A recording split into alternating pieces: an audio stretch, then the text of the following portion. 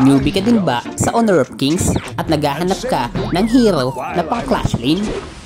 Meet Fuzzy, ang hero na magandang pangbalagbagan. Una, check natin ang first skill niya.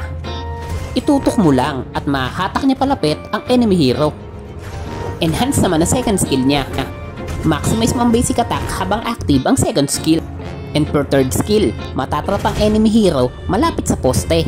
Ngayon itry natin para magka-idea kayo paano siya gamitin sa actual game. Dito guys, tempuhan mo lang. Pag medyo dumikit, gamit ang first skill. Palu-paluin mo agad. Dito guys, huwag mo kalilimutan i-maximize ang basic attack niya. Dahil after every whip hit, na-enhance ang basic attack niya. Yun ang passive niya. Ngayon guys, ulit-ulitin natin. Hila, palo-palo, hanggang matsugi ang kalaban. So ganun ang sample guys. Ngayon, may gusto akong ipakita sa inyo. Ang third skill niya. Sa third skill, kita mo, matatrap niya malapit sa poste ang kalaban.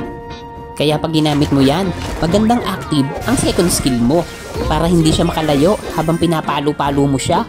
Kaya ano pang hinihintay mo? I-try mo na siya.